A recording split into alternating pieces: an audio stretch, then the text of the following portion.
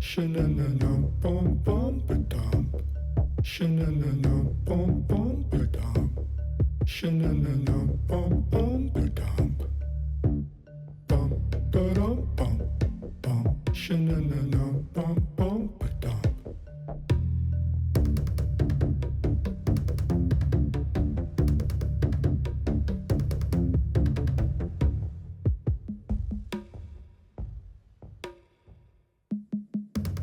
Sha-na-na-na, bum-bum-ba-dum. Sha-na-na-na, bum-bum-ba-dum. Sha-na-na-na, bum-bum-ba-dum.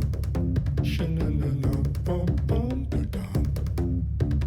Bum-ba-dum-bum, bum. Sha-na-na-na, bum-bum-ba-dum. Sha-na-na-na, bum-bum-ba-dum. Sha-na-na-na, bum-bum-ba-dum. Sha-na-na-na, bum-bum-ba-dum. Sha-na-na-na, bum-bum-ba-dum. Sha-na-na-na, bum-bum. So my friends and I have a bet. They said you're a robot.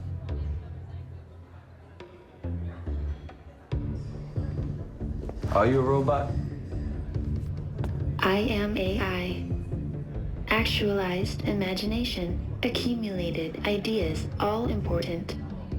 Just like you. Can I sit here? Yes.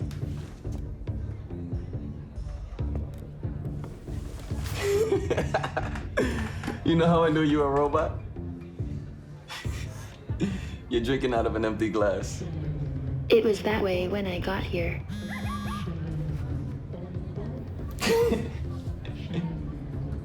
Do you love me? What? Do you love me? You can read my text?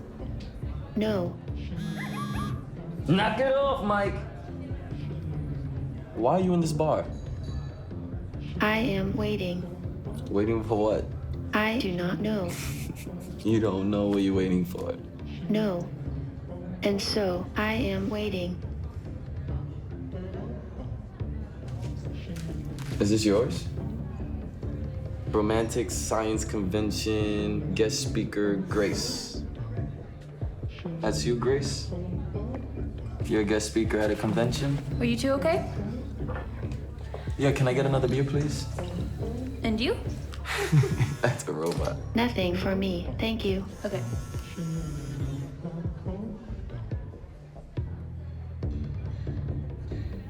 You're drinking out of a dirty, empty glass.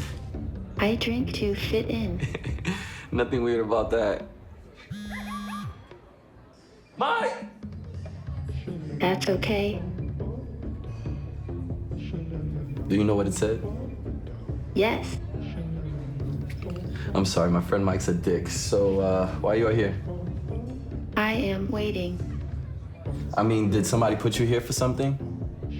I wanted to be here, and so I came. Why?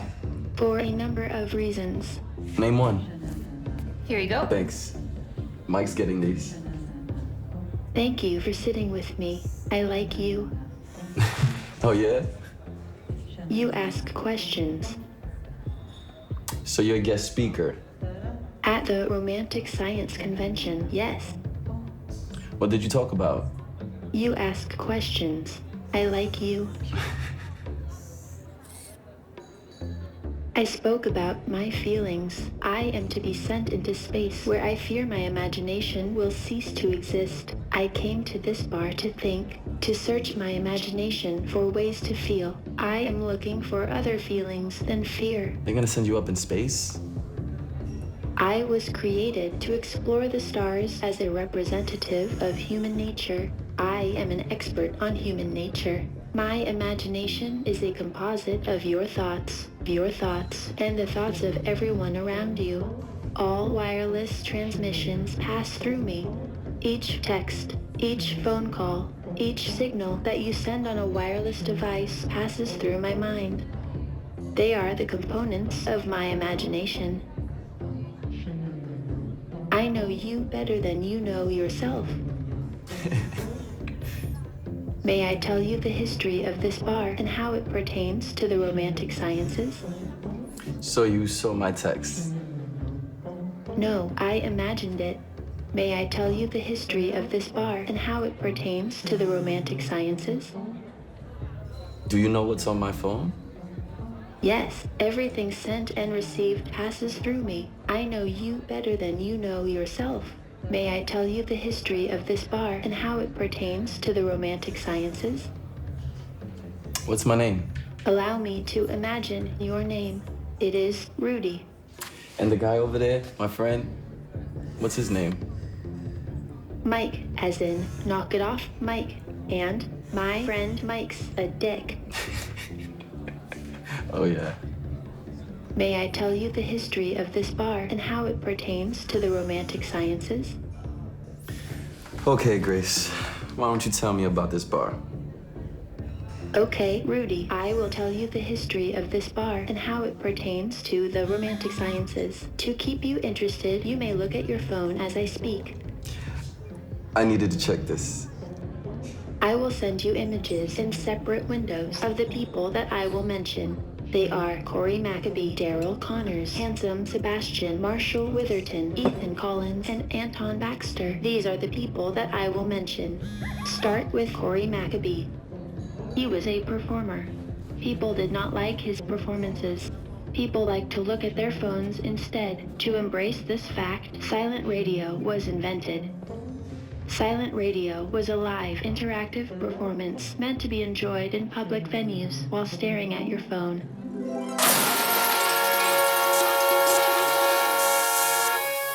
This is live radio, and those of you who are just tuning in, tonight we're going to break out an old tradition. It's something that was outlawed because it was too violent back in the late 60s, early 70s. It's a thing called the Norman, where couples, they tether themselves together by the wrists and polka around the room, trying to knock the other person down. You can use your elbows, you can use your feet, you can use whatever you want. It's a hard polka. You just knock everybody down and use anything you got, all right? And polka, keep polkaing. Don't stop. The moment you stop, you're out of the Norman. The moment you get knocked out, you're out of the Norman. Last couple standing wins the Norman. Ladies and gentlemen, let's do the Norman.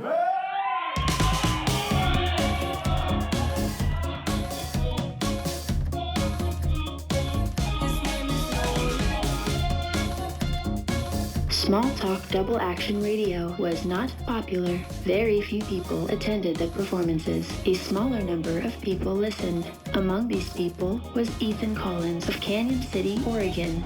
He heard the show and thought the Norman was real, and so it became real. Ethan Collins started to host Normans in his area. It grew into an underground movement.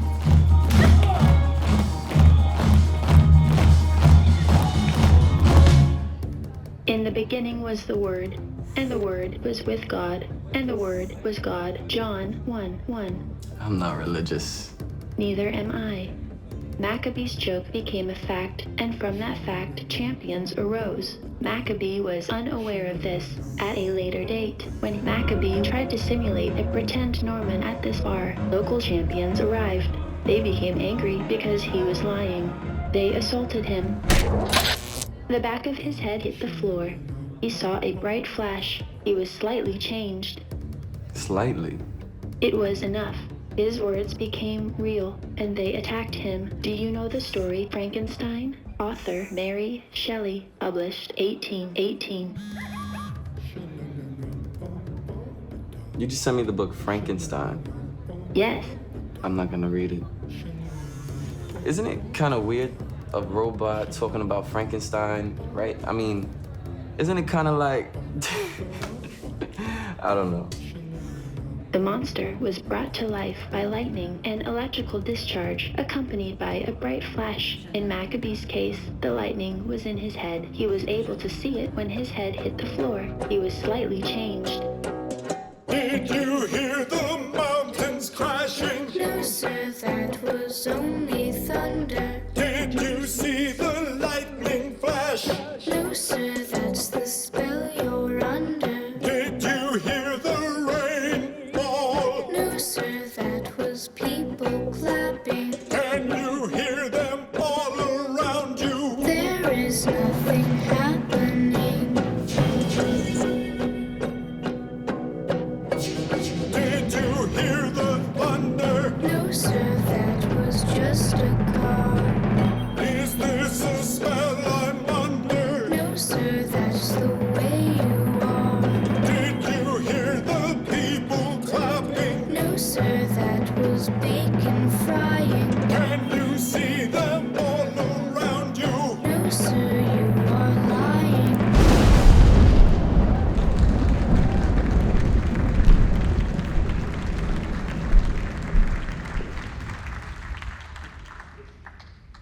Traditional science. This is the face of traditional science. Here we see a monkey being used to harvest facts. Those are the cigarettes of the fact checkers. They create and feed our growing dependency on facts. Traditional science has assumed a position of great power. Power corrupts. This is an abuse of power. Romantic science is the language of the truth seeker. These are our cigarettes. Our cigarettes, their cigarettes. What is the difference between truth and facts? I saw a beautiful sunset. Is that a fact? No, it is not a fact. The sun did not set. The earth rotated. Was it beautiful? That is my opinion. Is it true? Yes, it's absolutely true. Noah's Ark is an ancient tale that predates the book of Genesis by thousands of years. Many ancient civilizations had their own version of this story. These are stories intended to teach lessons about our world. A fact checker would look at the story of Noah's Ark and say, it is impossible, improbable, and false. A truth seeker would look at the story of Noah's Ark and ask, can greed and corruption have a bad effect on the weather? Smoking monkeys, sunsets, and ancient tales, embraced by the truth seekers, brutalized by the fact checkers. From the moment mankind first looked up at the stars, we've imagined gods and numbers. Science and religion were created by looking at the stars. There are elements within us that make us behave this way. And so, the war between traditional science and religion is an ancient one. Some of you will be pleased to know that traditional science has won.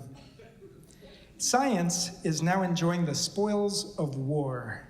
Like any conquering nation, science has claimed all things of value. Faith will be reclaimed as facts or destroyed.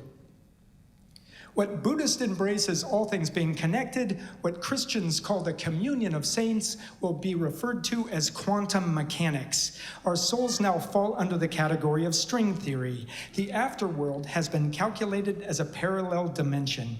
Moscow will be called Stalingrad, St. Petersburg will be called Leningrad. Today, the spoils of war include the supernatural. Call it rain, call it precipitation, but put on your rain boots. A supernatural occurrence. I fell off of a chair and hit the back of my head on the floor. I saw a bright flash. Science tells us that by hitting the back of my head, I impacted the occipital lobe located at the back of my brain. That is the area that registers light. This is the naked human brain. I see London, I see Spain, I see someone's brain. To the rear, we see the occipital lobe highlighted in green. If you can see this, you are using your occipital lobe. This is the area that registers light. Yes, I hit my head on the floor. Yes, I impacted my occipital lobe. Yes, that is how I saw the flash, but that is not what I saw. I did not see a reaction to an impact. I saw light. We are made of light. We are made from the dust of stars, and we are made from light particles. Light particles pass through us. They enter our bodies. The light that we do not reflect, we absorb. The light that we see is emitted by stars, both outside of us and within. The flashes that we see when there is no light are real. There is starlight inside of us. The light of our origins and the light that we absorb is sent to us from throughout the galaxies. We exist within the universe, and the universe exists within us. Explore the tangible universe, and you will know the universe in its entirety. You hold the answers. It is natural, yet we pursue unnatural ways to view what is natural. Energy is power. Power is energy. Emotions equal energy. Objects equal power. Create the balance between the physical and the emotional. Emotional mathematics.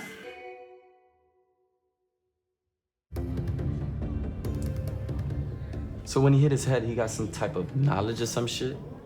No, McAbee did not know what he was talking about. He would just open his mouth and say things. Sometimes he would write ideas down in advance. After his performances, audience members would tell him why he was wrong. This was how he became educated. Everyone knows something, and everyone likes to share what they know.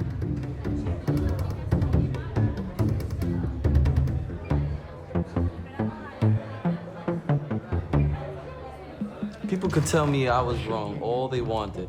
If I was out there on the road, drinking and partying every night, telling people shit, people telling me shit, that's a party, right? McAbee was a devoted... that's what part of a party is. McAbee was a devoted husband and father. To support his family, he needed to travel. He had no money, and he did not know how to drive, so he stayed at the homes of audience members and asked them for rides. Time and motion became as one.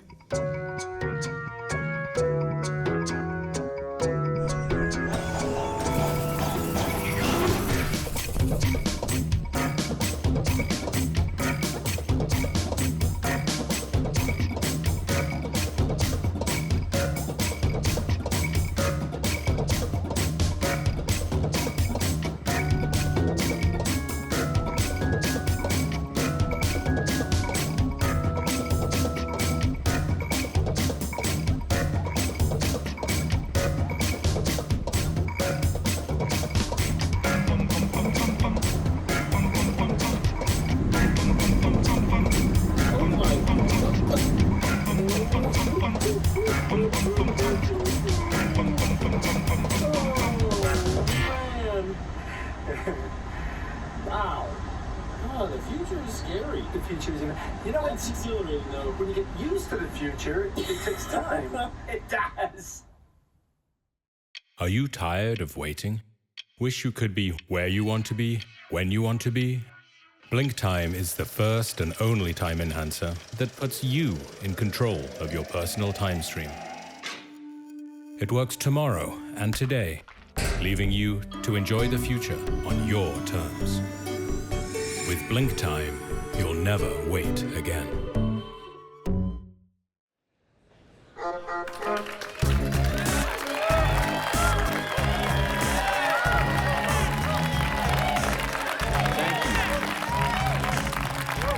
Hello, ladies and gentlemen. I'm Marshall Witherton. Sorry to keep you all waiting. This symposium was scheduled to begin at 2 p.m. It is now 3 p.m. Thank you all for waiting. Fortunately for you, when you hear what I have to tell you, you will never have to wait again. That's right. With the information that I'm about to give you, you will never have to wait again. Unless, of course, you want to, but the choice will be yours. Now, time is money. We all know that, right? We all know what that means? Time is money. Money is power. We all know what that means. Why do we say time is power? It is. The wealthy, the highly educated, the elite, the people of privilege and power, they prove their position to you by forcing you to wait. Making people wait is a demonstration of power. Time is power. Now, until now, time enhancers could only change our perception of time. Blink Time is the first time enhancer that puts you in control. It gives you the power to control time the way you want to. With Blink Time, you'll no longer be a passenger on life's long and sometimes unendurable highway. You will be in the driving seat, the driving force. Blink Time can not only help you find the shortcuts, it can help you change the speed. No one will notice, and neither will you, but you will feel the difference. The benefits are undeniable. Now, blink time is not a drug. It's a revolutionary new idea in the form of a dietary supplement made from organic materials. Fairtrade 2 certified, supplements are vegan, gluten-free, non-GMO, with no artificial colors, flavors, or sweeteners. We use vegetable compound gel capsules, and the packaging itself is biodegradable. Now, some of you are wondering if there are any health risks or side effects involved. The answer is no. Absolutely not. There are none. The ingredients are natural and harmless. If you can swallow a pill, then you can take blink time. If you can't swallow a pill, then they dissolve easily in a glass of water within a few seconds. But with blink time, you don't even have to wait that long. Now, let me tell you all about my day. I woke up at 9 a.m., I took blink time. Then I made a fresh cup of Fairtrade coffee. I put in my cream and my honey, locally grown. I support my local organic farmers. And then I made my coffee exactly how I like it. Then I did something that most people don't do anymore. I sat down and I drank it. That's all. I enjoyed my cup of coffee. I drank my coffee, and it was wonderful. At 10:30 a.m., I left my home. At 10:30 a.m., I left my home. I stepped out through my front door and onto this stage where you saw me at exactly 3 p.m. When I leave here in 1 hour, I'll meet my wife at a restaurant at exactly 8:30 p.m. I plan to enjoy a glass of wine. I plan to enjoy my wife's company. I plan to enjoy my own life and travel at my own speed on my own terms. Not just today, but for the rest of my life. I don't expect you all to understand what I'm talking about. There's no way that you can until you experience it. Travel at the speed of your own life on your own terms. Today you sat waiting for me for 1 hour. With blink time, you will never have to wait again. Blink time is available in the lobby. Today we're having a one-time only introductory offer. My assistant Carolyn, who you met earlier, will be out there to answer any questions that you might have. Ladies and gentlemen, thank you so much for waiting. Never do it again.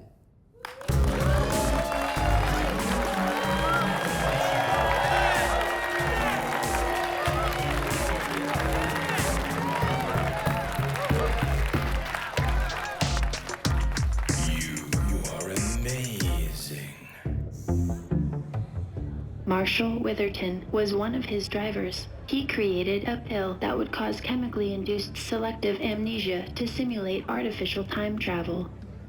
I've never been a big fan of taking that shit. You have taken blink time. Yeah, sure. Thank you for sitting with me. I like you. Nah, I'm having a good time. And you'll be up in space pretty soon, so when are we gonna be able to do this again? I want to stay here on planet Earth. I want to stay in people's homes. I want to ask them for rides. I want to know people in this way. When do you leave? Next week. That's pretty soon. Yes, I am not ready. Why? What do you mean? When McAbee stayed at the homes of audience members and asked them for rides, they were kind to him. He saw people for their actions, for how they treated him. I can only hear their thoughts when shared on mobile devices. I hear their hatred, their anger, their prejudices, their sarcasm, their self-pity, their conceit, their excuses for making each other wait. Kindness is also shared, but typically it is these things. When they are addressing human beings face to face, they will, more often than not, behave differently. This is why they made me look human. Your imagination makes me human. I need more human interaction if I am to do my job properly. I'm gonna get a beer. You want a clean glass? No, thank you.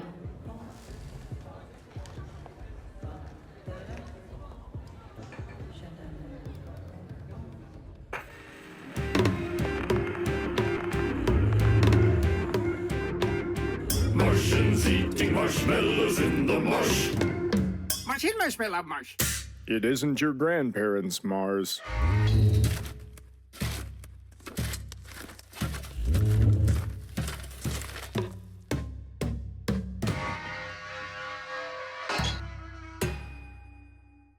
Who here would like to visit another planet? Who here would like to move to another planet? We are not prepared for off-world colonization. We are not mentally or emotionally prepared, and so we are not prepared. Now, why would we leave the planet Earth? It is a wonderful place. I once went to Michoacan, Mexico, where I saw millions of monarch butterflies covering a forest. I once went to Brazil, where I saw a man feed a fudgesicle to a monkey. Earth is an amazing place, and there's more here than we could ever hope to see in one lifetime, so why leave? One of the steps towards understanding the natural world and our position in the universe is to develop and maintain a simplistic understanding of multiple dimensions. Start with one dimension, which is length. 2 dimensions, height and length. 3 dimensions, depth, height, and length. The 4th dimension is, to simplify it, the addition of time. It is duration. I will discuss the application of the 4th dimension to motion in a minute. The 5th dimension consists of multiple universes where every variable of every possibility is not only possible, but true. Every outcome of every situation coexists in parallel worlds. What does that mean to you in your day-to-day life? You are here. It's a wishbone. You lose. In the 5th dimension, you are here. It's that simple. Don't be a 3-dimensional loser. Let transdimensionality work for you. For more information, visit smallstarcorp.net.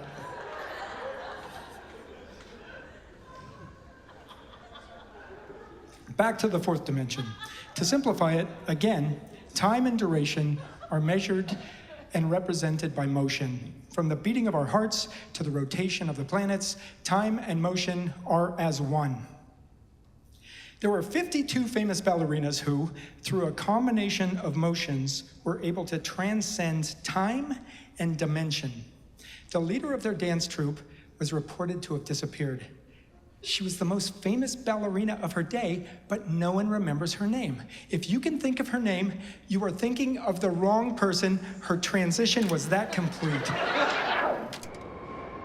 The link between motion and the 4th dimension is simple.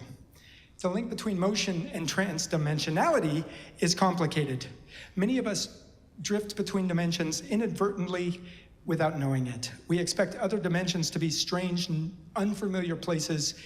In some cases, that is true, but there are infinite numbers of dimensions. Many of us move between them every day. Signs of transdimensional drifting include finding a lost object in a place where you have already looked, calling a loved one by the wrong name, a sudden sensitivity to garlic, dyslexia, hot flashes, continuing to argue your point while alone, identifying stars upon receiving a blow to the head. We just talked about that one. Turning to look at a cat to discover it is a plastic bag, and you have a lot to learn if you ever want to see that cat alive again. Developing romantic feelings for a cartoon character. How many of us have experienced any of these symptoms? You see? It's more common than we think. Many of us experience transdimensionality every day, but we've grown accustomed to ignoring the evidence. You've lost your sunglasses. You discover them sitting on top of your head. How did they get there? Your mind will fill in the gaps by creating a false memory of you putting them there. This is an ancient reflex. It is a survival technique. Is transdimensionality dangerous? No, not at all. And yes, it is a popular belief that people from other planets who look similar to us will someday conquer the human race. They will arrive in sophisticated spaceships where clothing is optional. Perhaps that'll happen, but in the meantime, as our society is routinely being conquered by life forms from other dimensions. Transdimensional drifters, such as many of you, come in contact with molds, funguses, and other microorganisms from outside of our dimension. These life forms attach themselves to the skin, hair, or clothing and are transported into our dimension. Once inside, they release spores that can affect our thoughts in mass. They can cause large groups of people to think alike and agree on ideas that they would never otherwise consider. They can cause nations to elect leaders who don't like them. It can make millions of young people agree on music that isn't very good. Individuals who are susceptible to one breed of spore are often immune to another. Multidimensional spore transmission has both invaded our world and created our world. Is it dangerous? No, not at all. And yes, the ideas I'm going to share with you are not new. There are no new ideas, but most ideas are new to some people. If you have an idea that is new to someone, you have to present it in the simplest language possible. Otherwise, no one will understand you.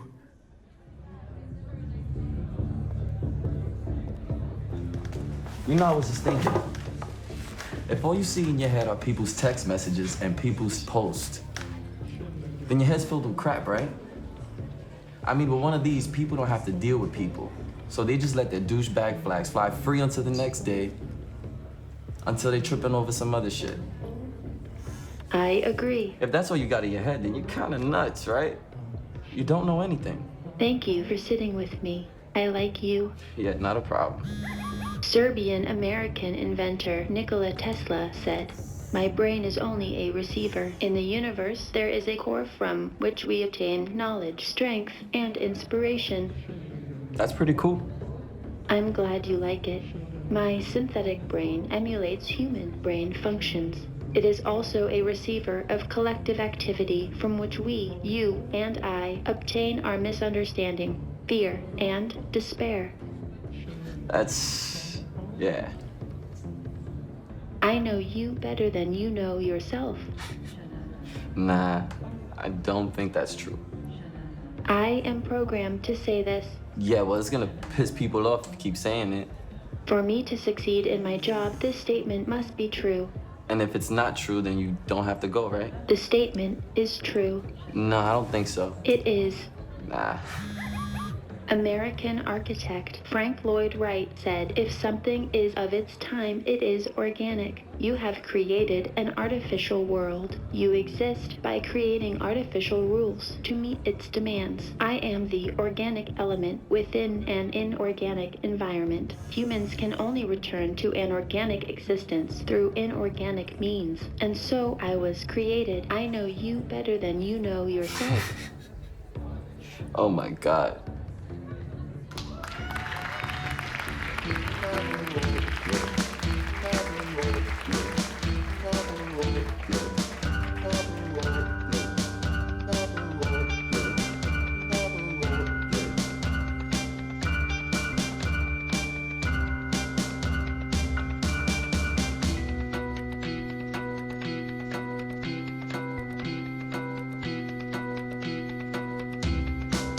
You are a butterfly. You are a butterfly. That is why the laws of nature don't apply to you.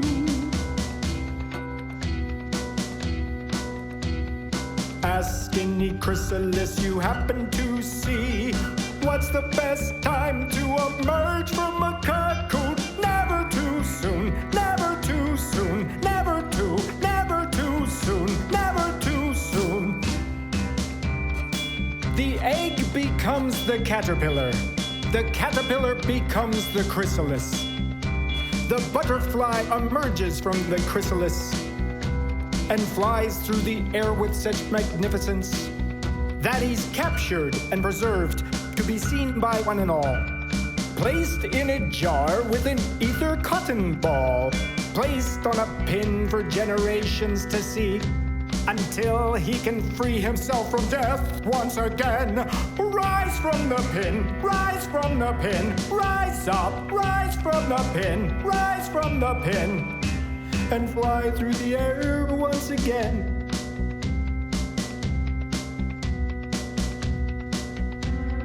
Who here is that butterfly?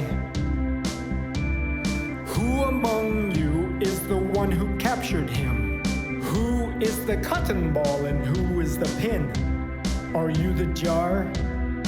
No one thinks they are. Everybody thinks they are the butterfly. So do I. So do I. Ask any butterfly you happen to see. What's the best time to rise from a pin? Never again. Never again. Never, never again. Never again.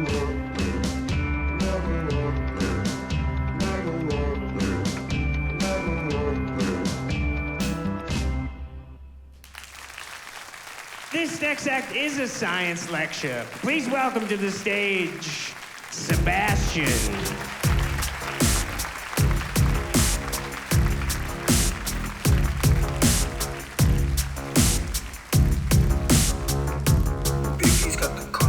When an invisible energy or an imagined entity becomes a sentient being, a consciousness without a body, that's where I come in. And today there are a large number of imaginary invisible giants, living, growing, consuming, lurking, killing on Earth and beyond. They have neither soul nor conscience. They have nothing but your attention. An artificial symbiotic relationship is in place that we the people cling to as if our very lives were dependent on it, when in fact our existence is threatened by it. What I'd like to talk about is the way in which an idea can be transformed into a living energy. Yes, yes, yes. Into a living energy. When I think of a corporation, I think of something that lives in dreams. But we make them reality. We design them. When we talk about corporations as giant monsters, who here imagines them as having arms and legs? Does not look like a mammal. That is because this imaginary creature, a creature created through ideas, is called a siphonophore. Portuguese man of war is actually often mistaken for a single animal, but is in fact a group of animals that consist of thousands of individual creatures, all working together for a single goal. The goal is to exist. Don't you want to exist? Don't you want to survive? What is there not to understand? Yes, thank you. My name is Sebastian, and I research imaginary life forms. I specialize in giant siphonophores, and I love you, and I thank you. And good night.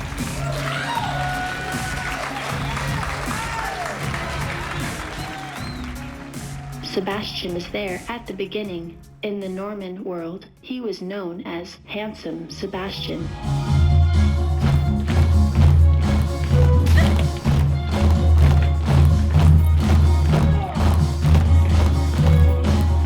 Handsome Sebastian researches imaginary life forms. He calls me an imaginary life form. Do you think I am an imaginary life form? I don't know. But you're drinking imaginary drinks. I do not imagine that there is liquid in this glass. Oh, well, that's good.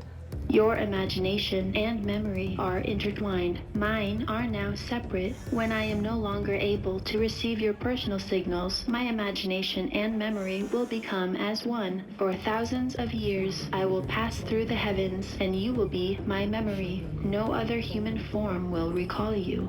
Only me. When you're up in space, you're gonna remember me, huh? Yes. For thousands of years. Thank you for sitting with me. I like you. Yeah, well, you know.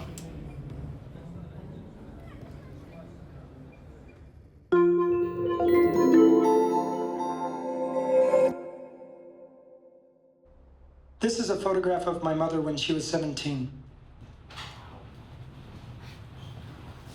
This photo was taken when a camera shutter opened for a fraction of a second to capture the light that my mother was reflecting.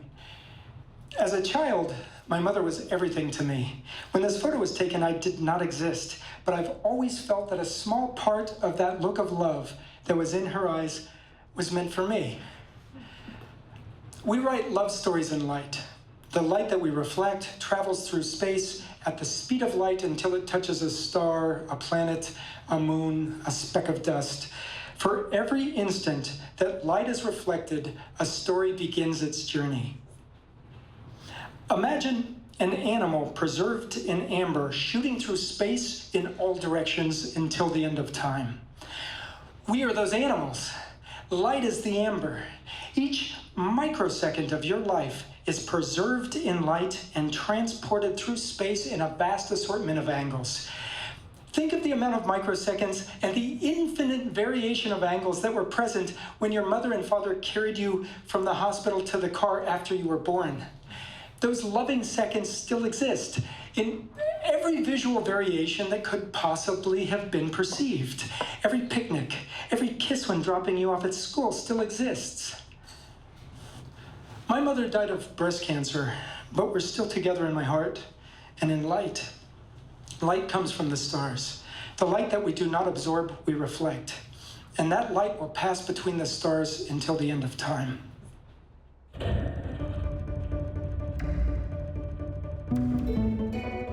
Emotional mathematics.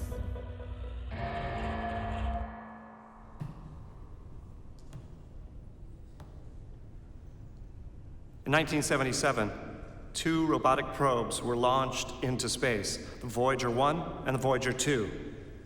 These probes are currently exploring the outer boundaries of the heliosphere and interstellar space. At that time in 1977, 2 golden phonograph records were created and attached to the outer casing of the Voyager probes. The phonograph records contain sounds and images that portray the diversity of life and culture on our planet. They were created to be discovered or recovered from intelligent extraterrestrial life forms, or possibly humans from the future. These records were created as time capsules. They are messages in bottles that fly through space. They are our gifts to the unknown. To me, to my way of thinking, this was the birth of the romantic sciences. 40 years later, in 2017, the Academy of Romantic Sciences began Operation Golden Thumb. On Wednesday, April 5th, 2017, the first in a series of microprobes, micro-rockets that contain 1 golden thumb drive, was launched into space. That thumb drive contained over 1,000 times more information than the golden phonograph records of 1977. I'm talking about 1 thumb drive launched in a single direction. 1. Because of its size, the costs were comparatively minimal. Our goal is to fill the skies with these golden drives. We need to launch at least 1 every week in every direction imaginable. We should do this without thinking. We should do this without relying on math or astronomy, because we don't know where they're going to end up anyway. It's called playing the odds. Just like every great explorer since the beginning of time, we are playing the odds. 2 phonograph records were great, but the odds of them ever being discovered is so minimal, it's not even worth considering. We need to make sure that someone, somewhere, gets the information that we are sending.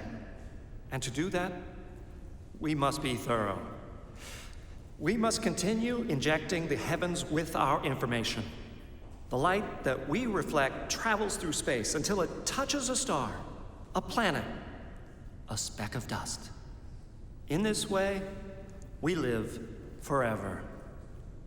Let's take it 1,000 times farther. Let's improve the odds. Let's immortalize ourselves by reaching out a hand to say hello to the great unknown.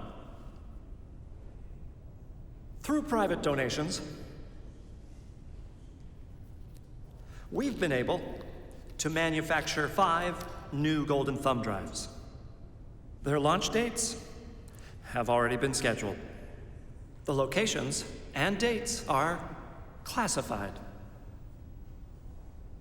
This is one of the drives that's been scheduled for immediate launch. Look at it now. You will never see it again. On the front is our logo. We believe other agencies will eventually try to copy what we are doing, so we've labeled our drives as a precaution. We also believe it looks nice. And on the back, we've etched a very simple diagram that demonstrates the working functions of a hard drive. This should help to explain its purpose. Let me show you how these work. This drive holds 250 gigabytes. If you collect 4 of these, that's 1 terabyte. How's anybody supposed to know what that is? The thumb drive? Yeah. There's a diagram on the back that shows how it works. I just explained this. Yeah, but how's somebody from another planet supposed to look at that, see the little lines on the back, and figure out what that is? Do you know what this is? Yes, but we use that technology. Do you think you're more intelligent than extraterrestrials? Or people from the future? Because you're not.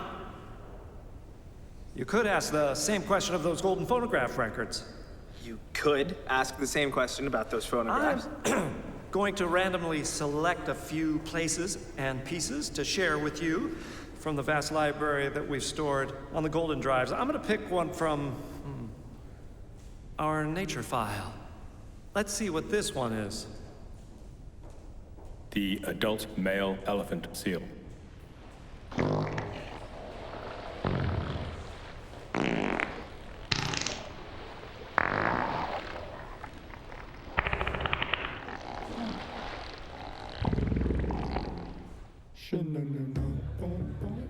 Is this the guy who made you? No, he saw me as competition. He wanted my funding. He criticized me. What'd he say? He said I walk as if I had just shit my pants.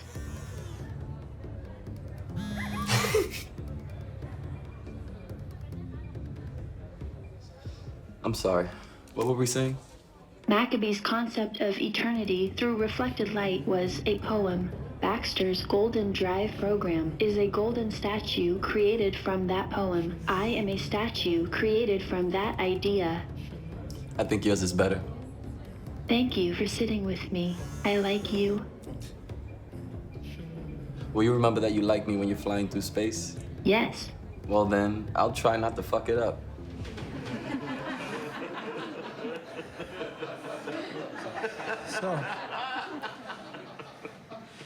So the romantic sciences, I began deep astronomy, and since then a young man came to join me named Ferguson, who helped me with deep astronomy for a little while, and then he went on and began his own thing called the Cripsis Foundation. It's registered in Colorado, and it's become very popular because who doesn't want to be invisible?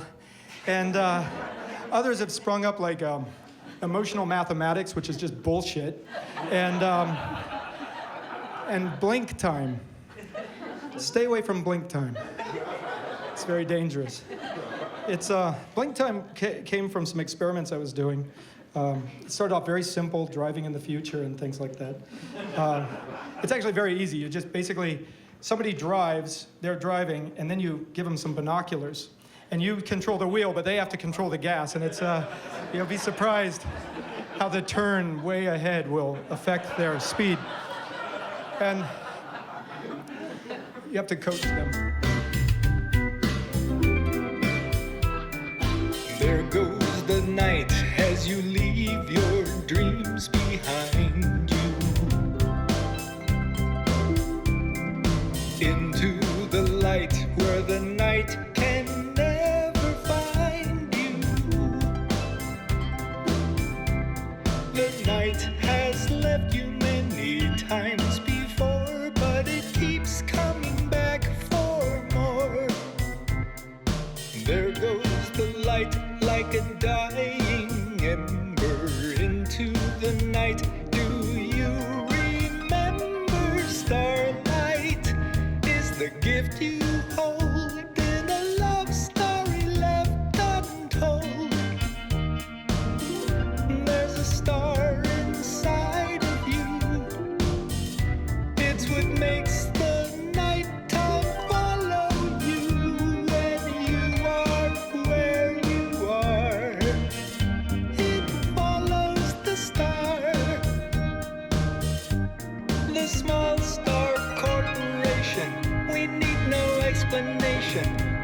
offer dedication to help you find the proper information to help your situation, to help you find the stars inside your mind. What makes a dream come true? The night lasts forever and it knows you. You can touch the brightest star standing where you are. Close your eyes and look inside, and you'll see where they hide. The Small Star Corporation, we need no explanation. We offer dedication to help you find the proper information, to help your situation, to help you find the stars inside your mind. The Small Star Corporation, we need no explanation.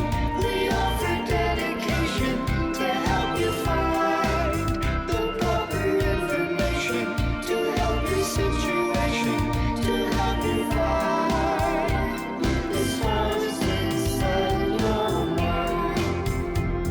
The stars inside your mind. The stars inside your mind. I know you better than you know yourself. No, I find that offensive. By stating that you have been offended, you are assuming an offensive stance. I will not retract or amend my statement to your satisfaction. The statement is true. What if I said I know you better than you know yourself? You would be wrong. Yeah, well, you're wrong. I am not. The statement is true. Because you've seen all my text messages? Every thought that you have shared, I have imagined. All right. You see that girl over there in the Mars t-shirt? If you sign up and go to Mars, you get a free t-shirt, right? I would like to address the Red Planet Planning Commission program after you have made your point. Please proceed. I forgot what I was saying. Oh, yeah. So, she's got on a Mars t-shirt, right? She owns that shirt. It's how she chose to represent herself today. But do you think she's over there right now talking to that guy about Mars? No. I bet she's talking about music or some shit. But look at her. Obviously, she must be talking about Mars, right? Otherwise, why would she be wearing that shirt? And he keeps looking down at it, and I don't think he's thinking about Mars right now. Every thought that she has shared, I have imagined. So you know her? Yes, my mind is comprised of shared thoughts. Her thoughts are included. And mine. Every thought that you have shared, I have imagined. Yeah, well, I don't share every thought. Have you thought about that? Everyone you have had contact with has shared their thoughts about you and your actions. The idea that you hold of yourself often stands in contrast with their opinions. Who, Mike? Is he talking shit about me? That would depend on your interpretation. That guy talks shit about everyone. Mike relies on his opinions about other people to create an image of himself. He is marketing and packaging himself as a needed voice in the lives of others. That sounds about right. I would like to now address the Red Planet Planning Commission program. This relates to the work of Handsome Sebastian. Oh yeah, right. The Red Planet Planning Commission offers the opportunity to live and work on Mars. To this date, there are no homes or jobs on Mars. It is still just an idea. The t-shirt that we have seen is a three-dimensional manifestation of this idea. Therefore, it exists. This is Daryl Connors. She is affiliated with the Red Planet Planning Commission. At the beginning of the Romantic Science movement, she became a supporter of McAbee and his work. She volunteered to drive him across the United States. She documented many of his performances. She recorded their conversations. She studied his work. She focused her attention on a fictitious project called the Earth Reimbursement Center.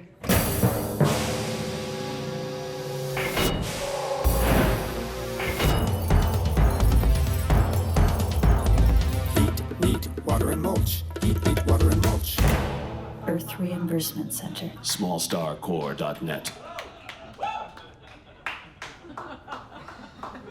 I would like to invite you to join the Great Givers Rebellion as a loud and loving last hurrah. Share your light, your warmth, your water, your ability to make plants grow, and more. The Earth Reimbursement Center is an idea designed to create a better tomorrow on Earth and beyond. I won't tell you how it works. Not everyone's ready to hear those details, but I will tell you the basics and let you fill in the gaps. When a moth leaves its cocoon, it must abandon any previous ideas that it held of itself in order to embrace its new existence. When a soul leaves a body, it must abandon any previous ideas that it held of itself because, like the body, the ego has become outdated, meaning its place within time no longer exists.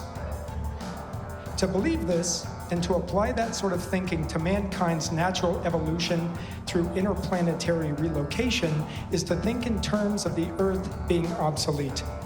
Mars is a dead planet. The only way it will ever live again is if a lot of people go there and die. That is a long-term process. Scientists agree that if Abraham Lincoln had not been killed in 1865, he would have died by now anyway. Our future, both here on Earth and on other planets, are dependent on this sort of thinking. Inorganic thinking is organic to our situation, and it should never be dismissed. We've created an artificial world. We exist by creating artificial rules to meet its demands. The further removed from nature we become, the more fragile our artificial realities become. We are the organic elements within an inorganic environment. We can only return to an organic existence through inorganic means. We need to keep moving forward. The Earth Reimbursement Center is a combination high-tech compost facility, biogas generator, water treatment plant, and a provider of invertebrate animal protein products for family use. When the energy has left your body, let your body become energy for the lives of others. The Earth Reimbursement Center is more than an enterprise.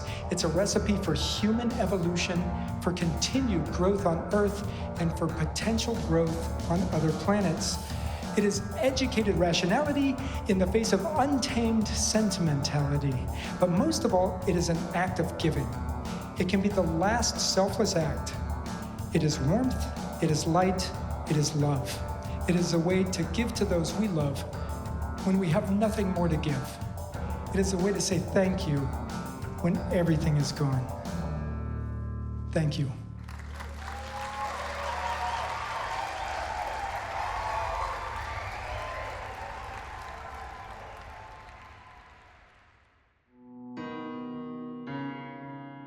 The ones you love, they fill your home with warmth. They light up your world. When we lose them, the world can become a cold and dark place.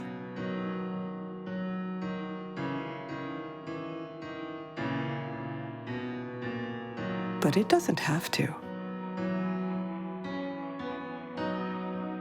Not anymore.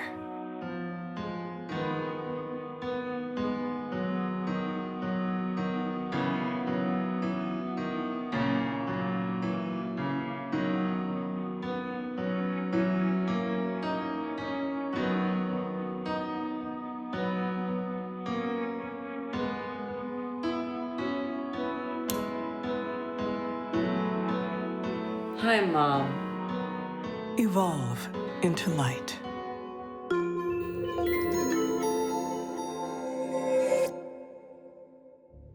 Today, Connors is the CEO of the Light Donor Corporation, an affiliate of the Red Planet Planning Commission. The idea of creating energy from human decomposition has become popular with the public. Yeah, it has. Those guys are fucking huge. Yes, the Light Donor Corporation has offices in major cities worldwide. So this Connor woman's like super rich now, right? Yes. Did McAbee get anything out of it? Money, No, McAbee used the idea as entertainment. Daryl Connors used the idea to create an illusion of opportunity and hope. She is marketing and packaging the idea as a necessity. To this date, there are no power plants harvesting energy from decomposing human remains. It is still just an idea. So where did she get all that money? Through perception management. The Light Donor Corporation has only one product. That product is the Light Donor Corporation. The idea of the company itself is their product. The idea of the company is all that they produce. They make a shitload of money, though. Money is imaginary. The value of gold, silver, copper, Nope. Please, we're not going down that road. Every time Mike's girlfriend's friend smokes, she talks about that shit and it drives me nuts. In South Africa, at the Pilanesberg National Park, gangs of adolescent males were caught on surveillance cameras, raping, beating, and killing white rhinos. In an attempt to put an end to this reign of terror, gang leaders were identified and executed by park authorities. The executions had no effect, as violent acts continued until the cause of the aggression could be addressed. The gang's population consisted of juvenile male elephants that had been relocated to Pilanesberg National Park years earlier without parental supervision. The reign of terror ended when adult male elephants were introduced to the park's population. The bull elephants acted as fathers to the juvenile males, and the unnatural acts of carnage came to an end. In the United States, over 90% of felony cases are committed by young men who grew up in fatherless homes. 63% of youth suicides, 80% of rapists, 85% of all children who show behavior disorders, and 90% of all homeless and runaway children are from fatherless homes. If you are a father, be a father. It's important. This message was paid for by the members of the Great Givers Rebellion. Join the rebellion. Give more than you get. That's Mike. We're gonna take off in a minute. Thank you for allowing me to tell you the history of this bar and how it pertains to the romantic sciences. Sure. I'm sorry to send you up in space. Thank you. Have you figured out why you are in this bar? I was waiting. Now I am not. Yeah? Did you find out what you were waiting for? Based on the events of this evening, I came here to have a conversation with someone and to confirm that what I know of him or her was correct. What do you mean? All text messages and social media that you posted prior to your arrival are in my brain. Any and all calculations that I make regarding humanity are comprised of this information. Our chance meeting has not disproven my calculations. On the contrary, they have been confirmed. What the fuck's that supposed to mean? The statement, "I know you better than you know yourself," is true. I am ready to represent you. No, you're not. I am. Look, I express my opinions on this thing, that's all. Everybody's got an opinion, and everybody got an asshole too. Except for you, maybe. But they don't mean nothing. The statement, "I know you better than you know yourself," is true. I am ready to represent you. Do you know why I'm even here? I can imagine. No, you can't. I came here thinking I might meet somebody. I want to talk to someone. I want to hear someone say something that might mean something. I want to fall in love. Did you know that? No, because I didn't post it. And don't get me wrong, I'm not saying I'm in love with you, but you're the first person I could talk to in a very long time. But you're not even real. But you're more real than these fake-ass fuckheads I come here with. Your imagination makes me real. Okay, sure. You're going into space next week, right? You think you know me, but you don't. I want you to know something about me, and I want you to remember me correctly, okay? I want you to remember me right. It's important. Yes. Okay. My dad told me this. And I love my dad, by the way. And he's not on social media or anything, and he refuses to use these things, so you probably don't even know anything about him. Anyways, he said, this world needs good people. The world needs people who give more than they can get. People who forgive, people who take responsibilities for their weak spots and always try to do better. He said people who don't know, but have a feeling there might be something just out there besides themselves, and people that take chances based on that feeling. That's what you're doing, right? Taking a chance that there might be something out there. He said this world needs people who say I love you so loud that everyone can hear them. If I ever became a father, if I could even try to raise a person who has any of those qualities, you know what I'm saying? Yes. No, you don't. All right. If I could paint a great painting, or write a great song, or a great jam, or a great poem, or raise someone who has any one of those qualities, like my dad said, what do you think I would want to do?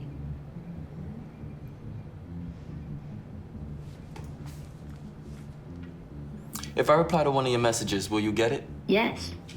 As far as I'm concerned, we'll have one less good person on this planet after you leave. Even though that one thing you kept saying was starting to piss me off a little bit. Did you get that? Yes.